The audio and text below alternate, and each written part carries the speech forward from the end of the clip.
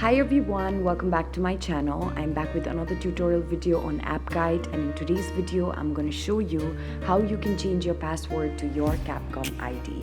So if you've been using a certain password for your Capcom ID but now want to change it to something else, stick with me till the end of this video to figure out how you can do that. For this, first of all, head over to your web browser and then go to cid.capcom.com. As you go to cid.capcom.com, you will be able to sign into your account, so make sure that you're already signed in.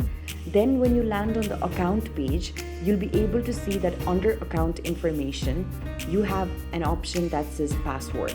So since you're wanting to change your password, tap on the edit button.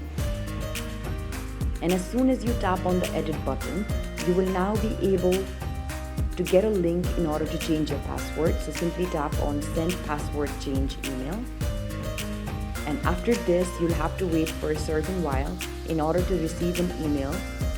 So here it looks like I've already received an email from Capcom ID. So I'm just going to open up the email and see for myself if there's a certain link that Capcom has sent me in order to help me change my password.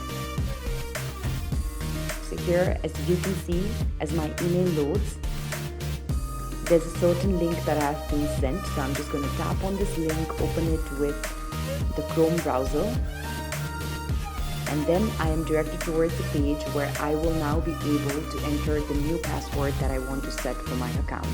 So here I'm just going to enter the new password. So you also have to make sure that you correctly understand what a password must consist of. So I'm just doing this. You also have to re-enter the password in order to confirm that this is the particular password that you want to set, and then tap on the arrow.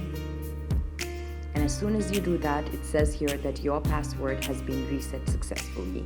So this is basically how you can change your password to your Capcom ID. It's a very simple process, but you need to follow the step-by-step instructions. I hope that this video has aided you in the process.